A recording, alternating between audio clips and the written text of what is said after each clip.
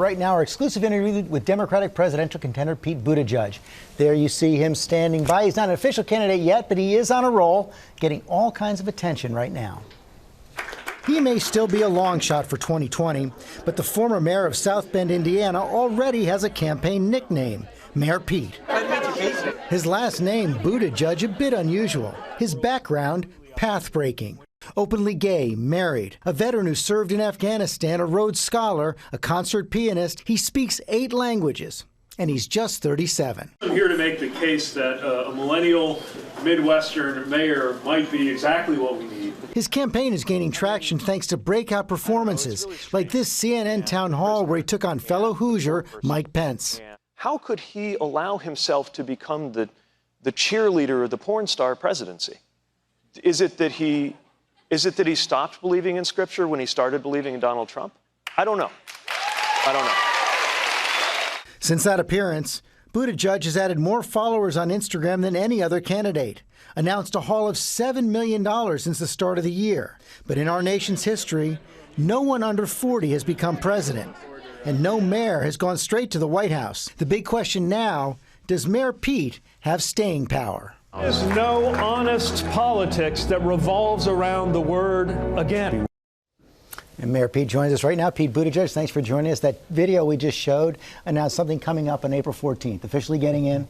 Well, we're going to be making a big announcement on April 14th. It's the kind of announcement you only get to make once, and so I'm looking forward to... You're not going to make it here? I'm looking forward to gathering as many people as want to be part of it there in South Bend. As I said in the piece, lots of firsts for you. Openly gay, running for president, under 40. But what do you say to someone at home who's thinking he's just not seasoned enough? You know, I would argue that the experience of a mayor of a city of any size is about as relevant as it gets. I get that it's more traditional if I were to spend years or maybe decades marinating in Washington, but I think we'd be well served. Yeah, I mean, that's what people expect of you, right? You kind of soak up the ways of the Congress, and I get that, but I actually think we'd be better off if Washington started looking more like our best-run cities and towns and not the other way around. You know, as a mayor, I've found myself dealing with issues ranging from economic development puzzles to phone calls in the middle of the night about a disaster. Everything from kind of comic parks and recreation controversies to, you know, searingly urgent issues like racially sensitive officer-involved shootings. All of that comes a mayor's way. And at a moment right now where we really need presidential leadership to do more of not just the policy part of the job, but the part of the job that has to do with holding people together and calling people to their highest values. I think that's highly relevant experience. You know, former Vice President Biden is facing a different set of questions. We've been watching that play out this week. What do you make of the way this story has bubbled up and how he's handled it? Well, I think what's happening is that we are all in this moment where higher standards are being appropriately applied to people in public life. And I think it's good that the Vice President addressed it. I'll leave it to him to talk about that particular case. But I think anybody who wants to be considered for the highest office in the land needs to be able to withstand that higher standard. You know, you talk about the higher standards. You, in your book, you wrote about how you felt bad about calling President Trump a draft-dodging chicken hawk before. You say, this statement was not in keeping with how I publicly speak about political figures or anyone else. And afterward, I reflected this president was inspiring a loss of decency, not just in his supporters, but also in those who oppose him. But we just showed you talking about the porn star president. Last week, we even questioned whether President Trump believes in God. Are you falling into the trap you wrote about in your book? I work very hard to make sure that when we oppose this president, we're not emulating him. But we do need to call out hypocrisy when we see it. And when we have people wrapping themselves in the flag who evidently faked a disability in order to get out of serving, when you have somebody seeming to want to impose his religion on others, as the Vice President has, and at the same time teaming up with a presidency that seems to have no regard for at least what I would consider to be Christian values, I do think that hypocrisy needs to be called out. It needs to be called out forcefully, but we need to be factual, we need to be honest, and we do, in resolving all of this disagreement, need to be decent as well. Let's talk about the Democratic Party. You say the center of gravity of the American people is way to the left of the center of gravity of Congress, and in many ways the left of the National Democratic Party. Yeah. Really? Well, yeah, I mean, think about all these issues. Give you a few examples. Let's take universal background checks. 90% of Americans think we ought to do it. Over 80% of Republicans think we ought to do it, and Congress can't make it happen.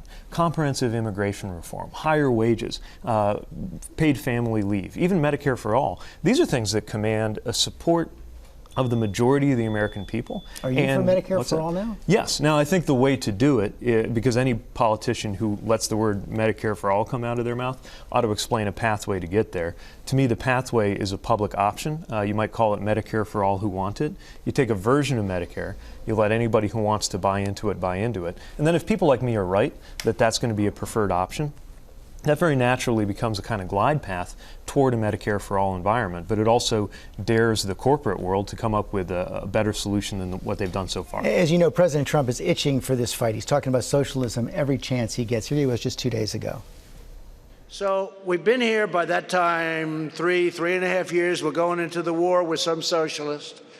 And it looks like the only sort of heavy socialist, he's being taken care of pretty well by the socialists they got to him.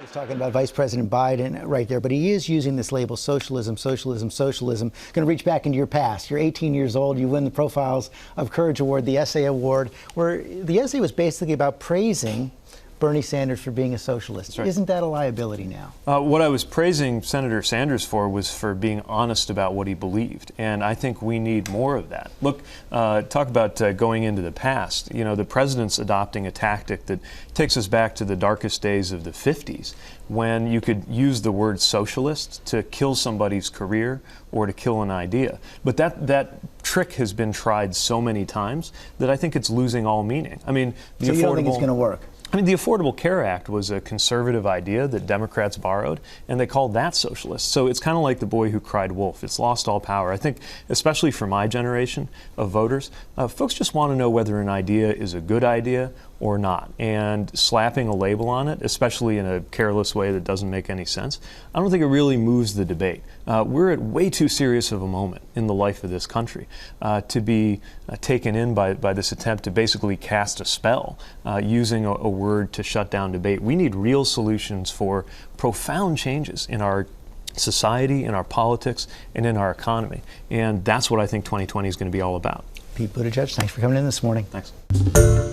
Hi, everyone. George Stephanopoulos here. Thanks for checking out the ABC News YouTube channel. If you'd like to get more videos, show highlights, and watch live event coverage, click on the right over here to subscribe to our channel. And don't forget to download the ABC News app for breaking news alerts. Thanks for watching.